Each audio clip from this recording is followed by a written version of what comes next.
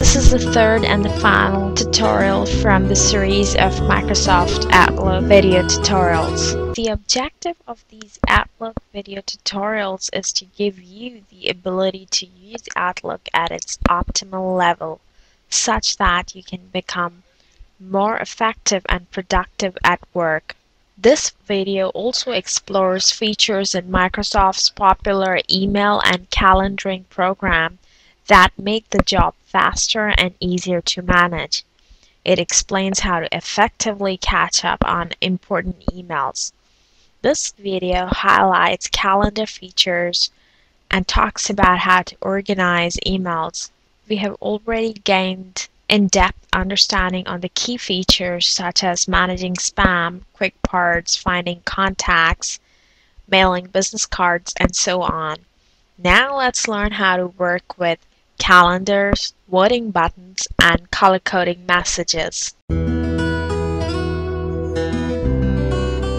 Let's say you're receiving about 100 to 50 emails on a daily basis, and you would like to somehow segregate those mails through formatting just to be able to identify quickly each email by the subject or by the user and other such details, so that you don't have to go and read each email.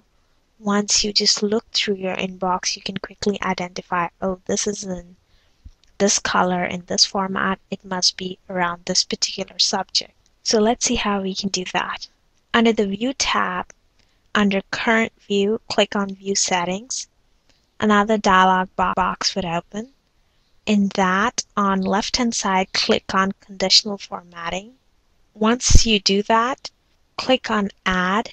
Just input any name for a particular type of messages that are going to be formatted. Then change the font size as you like it. Let's just make it really visible. So I'm going to use Showcard Gothic. You can also choose a color, and you can also change the font size, so on and so forth. And then click OK. And then go ahead and click on Condition. In that, let's say I want to be able to format all the messages received from user 2. So I'm going to click on that name until it appears next to From, and I'm going to click OK. And then I'm going to click OK again, and then again, and finally OK. So now if you go to your messages, you can clearly see these messages have been received from user 2. And if you go to Sent Items, that's not the case. That is because we had applied this particular formatting only to our inbox folder. If you would like to apply it to Sent Items folder, then you need to follow the same steps, which is View Settings, Conditional Formatting, Add, and then change the font size, the color, type, specify the condition, then click OK, OK, OK, and then OK. So now if you go to Sent Folders, now you'll see all of these messages have been sent by user 2. Therefore, they are in green color and the font size is Showcard. So this is how you can color code your messages and quickly search through various emails based on multiple conditions. So this color coding process is like integrating conditional formatting in Microsoft Outlook. If it wasn't for voting buttons in Outlook, voting and tabulating those results of the vote could be a cumbersome task. This voting button feature automatically tabulates the response, calculating the number of responses per option. In order to send this mail, we need to compose a mail, then click on Use Voting Buttons under the Options tab. There are 3 built-in options and a custom option. We can choose the one based on our need. Once the responses are received, a tracking mechanism will appear in the original sent mail which will aggregate responses. This voting feature works on older version of Outlook, and it also works outside the organization. However, it works only in Outlook, and the responses will be aggregated only when the voted message has been marked as read by the user. This feature has made the Outlook user more effective and productive. So let's see how we can create a voting email. Go ahead and open a new email. Then go to the Options tab, and under Tracking, click on Use Voting buttons. There are three options here. I'm going to click on the second one, yes and no. You can choose any you like. Then I also want to be able to select Request a delivery receipt and Request a read receipt. The second option will tell me whether the user has actually read my email or not. And the first option is basically telling me that I have sent this email to the user. Then in the To tab, I can just simply send this email to various users. I can type in the subject, and in the body of the email I can type in the message, please vote, and then I can just click on send and it'll go. So once I receive the message, and when I try to open the message, it's going to ask me, do you want to send a read receipt to the user? And I'm going to click yes. And now the message has opened, so I can click on vote, and let's just say if I say yes, another dialog box will open and it'll say you have chosen to respond yes. Do you want to send the response now? And I'm going to click OK. And I'm going to close this message. So now I'm going to go to my original sent mail. I'm going to open that, and under the message tab, under show, I'm going to click on tracking. Once I do that, it is going to list out the names of all the people who have received this email, they have read it, and what is their response. So this is how quickly you can tabulate your votes and how you can efficiently send these emails out and be more productive at your workplace. Outlook Calendar has holiday calendar bifurcated by country. User needs to go to the File menu, select Options, then Calendar, and click on Add Holidays. Add Holidays to Calendar window pops up with list of countries.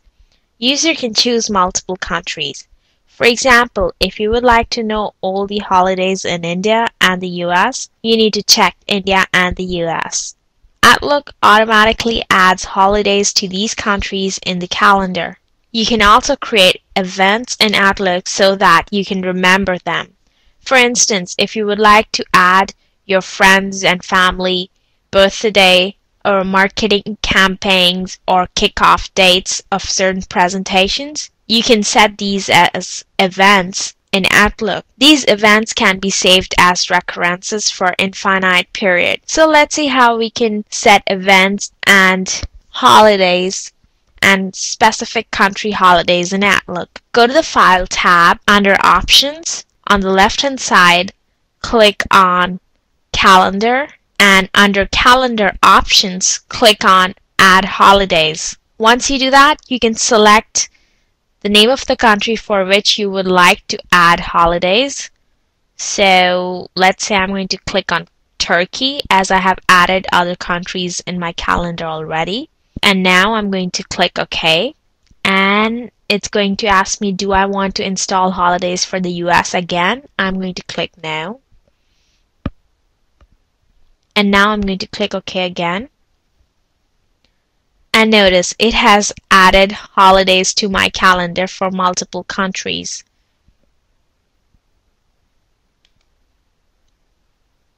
So I've got Thailand here, US here,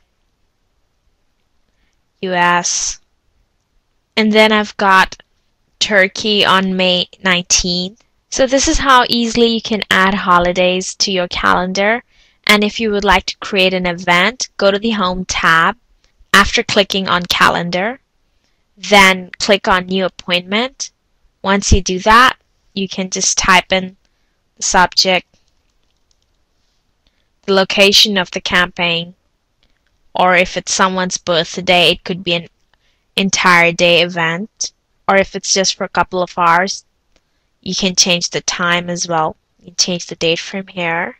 And if it's a recurring event, then just click on Recurrence. And if you would like to share this event with somebody, under Attendees, click on Invite Attendees and just type in the email address of the person. So this is how you can save an event in your calendar. Now let's look at group scheduling. If you're having trouble tracking your employees, co-workers, or managers, the Calendar Group feature under the Home tab can help solve this problem. You simply need to select those contacts under the Create New Calendar Group whose calendar needs to be viewed. There are 3 preconditions to this. Everyone in the group is part of the same Exchange server group. Everyone in the group has the free busy schedule which can be viewed, and everyone in the group is using a calendar. So now let's take a look at an example to understand group scheduling. Go to the Calendar tab, which is available at the bottom left-hand corner. Click on that. Once you do that, this view would appear. Now go to the Home tab and under Manage Calendars, go ahead and click on Calendar Groups. Once you do that, click on Create New Calendar Group. Another window would pop up and it'll ask you to type a name for the new calendar group. So let's say I'm going to type in Testing and I'm going to click OK. The next window would ask you to select the name of the employees that are to be added in this calendar group. So I'm going to select the employees and I'm going to click OK. Once I do that, notice what has happened. 3 calendars have appeared. Now let's say I want to get rid of the normal calendar and I just want to view the calendars of the employees which I had selected under the group Testing. So on the left hand side there's something called Calendar, and under that you'll see various options. Notice I have a testing group here, and under that I have 2 employees. And under my calendars I already have 2 more calendars, so I'm going to uncheck the box here so that only 2 calendars are available. So you can see I have 2 calendars available here. Now let's say I would like to delete certain calendar groups. So what I can do is I can right click on Testing, and once you do that you can click on Delete Group and it'll ask you whether you want to actually remove this calendar group.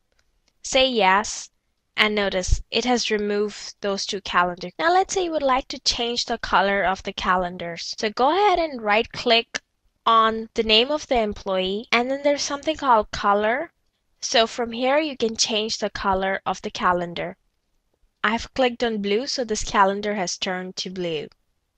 You can also choose to delete certain calendars from the group. You simply need to right click on the name of the employee in that calendar group and just click on Delete, and it'll delete the calendar of that employee from the group instead of deleting the entire group. You can also move up and down the calendars.